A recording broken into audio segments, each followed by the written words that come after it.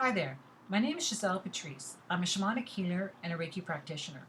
So, what I do in my line of work is I help clients heal whatever issue they may be struggling with that's preventing them from being who they really need to be. For instance, I'll talk about trauma, someone who's experienced trauma. When someone experiences trauma, they end up compromising who they are in order to be somebody else because it wasn't safe for them to be themselves. They weren't safe to express who they needed to be because there were negative consequences that came with that. So they had to develop coping mechanism to be somebody else so they wouldn't draw any more negative consequences to themselves as best they can. Um, and so when someone is traumatized, what happens is their perspective in life changes. And I'm going to put that on hold for a second and come back to it because I'm going to explain something first. So, when we're dealing with an issue, we think that talking about it is the only place we can resolve it in through the mental aspect. We think if we can work it out in this area, we're going to be fine. But that's part, but it's not all. So there's five aspects. We are multidimensional being, meaning we're not just a physical body. We're a physical body, that's part of it, yes, for sure. But we're also a mental body, we're an emotional body, we're a spiritual body, and then we're an energetic body. So, and that's the unseen. Um, so those all have to be incorporated into a healing. And that's what I do. I help heal in all those aspects, not just in the mental, but also in the other four aspects of the individual. So healing can take place. Um, and so we also have the consciousness and the non consciousness. So, consciousness is what you're aware of. And your intuition helps you if you tap into your intuition, which is your sixth sense.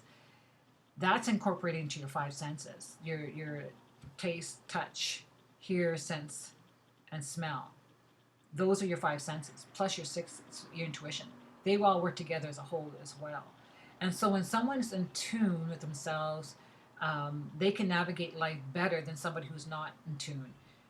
Not to say one's better than the other, it just one is more in tune with alignment with their soul, where the other one's more in tune in alignment with their ego.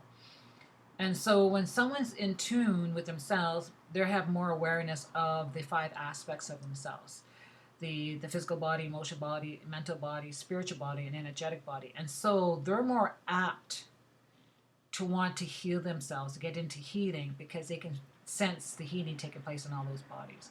Whereas someone coming from an ego aspect may not have that connection because they're too busy coming from their head. So they're still in the one mental aspect. They're not tapping into the other four aspects. And so what I do when I help somebody who's not connected to themselves, who are coming from ego, I help them by doing energy work, but it's allowing their body now feel connected to the other four bodies. So what I'm meaning by that is that your body knows how to heal. So when healing is happening on the body, it allows to connect with the other bodies so they can come online, more or less. And the more that somebody does healing work on them, they become more in tune because now they're paying attention. Now they're sensing something, whereas before they didn't. And it comes about when they're in a space that they're having healing work done on them, and then somebody is listening and hearing them.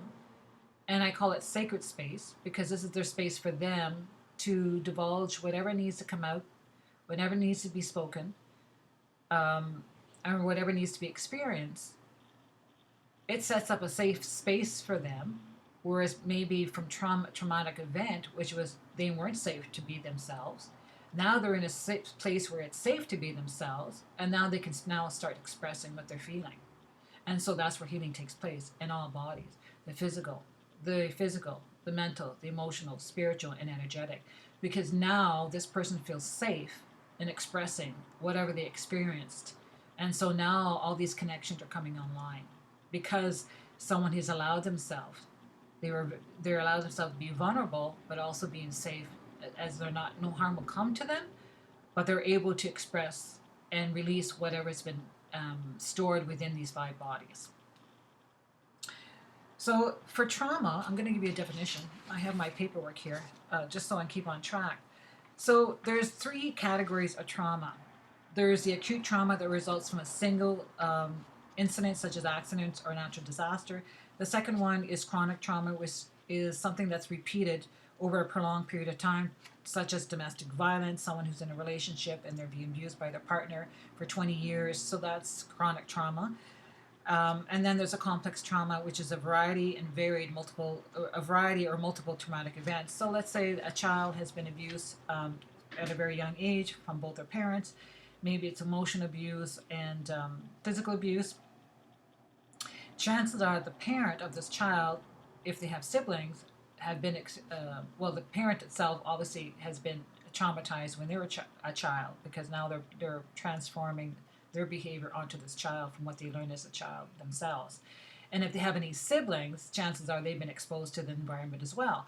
So what happens, this child now that's been exposed to trauma from both parents, but also going to experience from either from the grandparents or the aunts and uncles, depending how many siblings are in the family.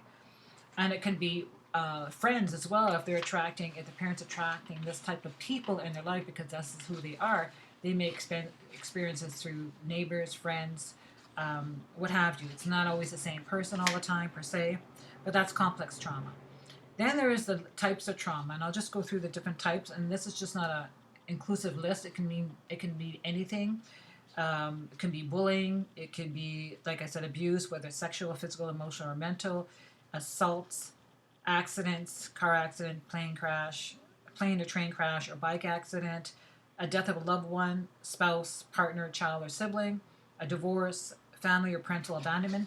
And this abandonment that can come into play is when an individual just has now decided to express his or her sexual orientation. And so that might be too much for the family, that they end up abandoning this, whether the person is an adult or child, because they can't cope. They just don't want to have anything to do with anybody who has a different sexual orientation and what they were raised in. And then there's the individual who was given up for adoption and didn't find out maybe when they were 40. So that can be traumatic to them to find out they were adopted. The fact that they were given up already by their birth parent and then just being told later on in life that they were adopted. So they can feel like they've been abandoned by their birth parent and their adopted parents by not telling them the truth at an earlier age. Cultural tradition. So this is when, let's say, for instance, a person who's been raised in a very strong traditional upbringing, and this individual decide to go abroad, a different country, to have a degree in some sort of studies. And so in this new environment that they're in, a different country that they're in, this person is thriving. They really like the culture. They really like some of the ways that they do things. It's sort of in alignment with this individual, more so than their own culture they were raised in. So this can create a gap between their family and this individual.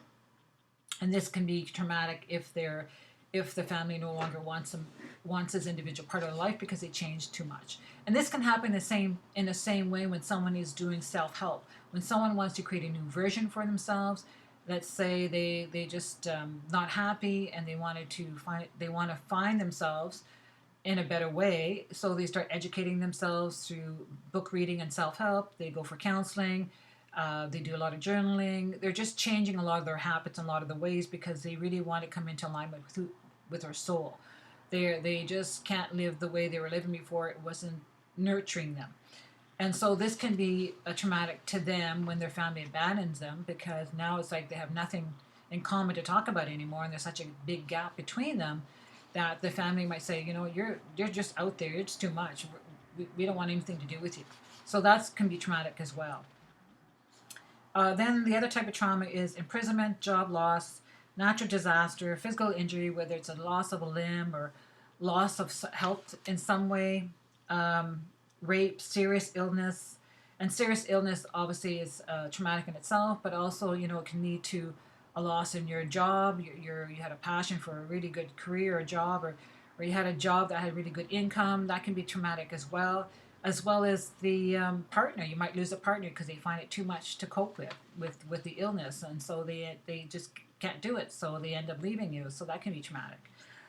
Terrorism, violence, witnessing a crime, accident, or death, as well as if you're the type that had been exposed to complex trauma, and let's say someone has been directing negative comments to you, strong negative comments to you, that can set you into more trauma, as well as someone who's directing sexual innuendos, that can set you into more trauma, especially if you had a lot of sexual abuse done to you.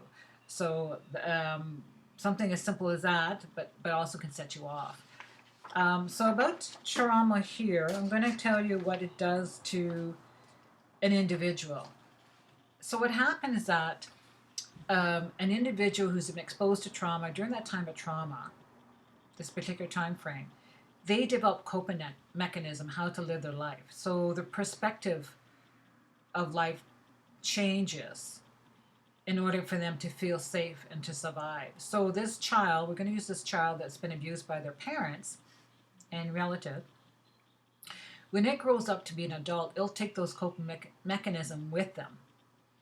And there's two things that can happen here. When they reach to a certain age or adult, whenever they're ready, if they're ready to make some changes and deal with and heal their trauma and do some work on themselves to heal their trauma so they can have a better life, their life can go in a good way this direction, or they can keep going with the trauma and still use those coping skills. And what happens with that is that they become very limited. Their issues are getting in their way that they're not be able to enjoy their life. And I'll talk about that in the next interview, next video. What happens when someone continues in their traumatic state and not healing it? What it does to their life and how it limits their life. But this person here who's decided to make changes will be able to live through life in a nice and a healthier way, an appropriate way that nurtures their soul. Where this way it's nurturing their wound. It's not helping them get through their wound. They're still feeding their wound through their own perception. And then the other type of perception is when someone they had a very good upbringing. They had a very good upbringing. They're very supportive by their parents.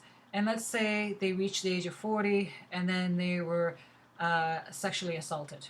They were raped.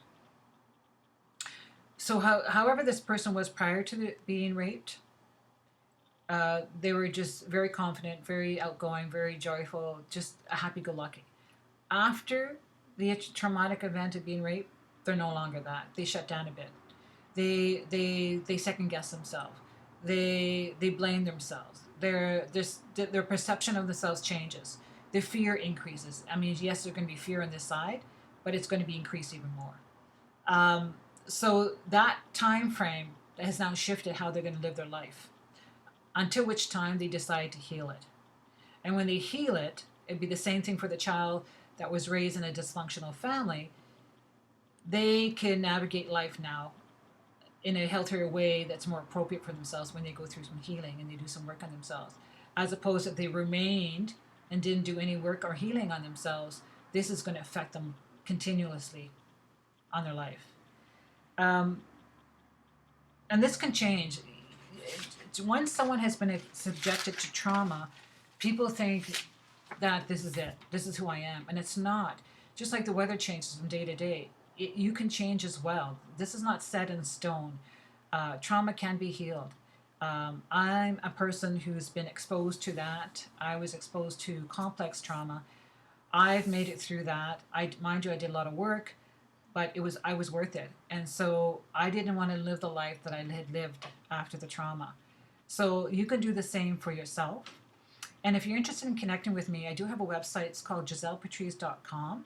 I do have a 30-minute free consult if you're interested to connect with me and discuss whatever you're struggling with, and just get a sense if I'm the type of person you want to work with or feel safe to work with.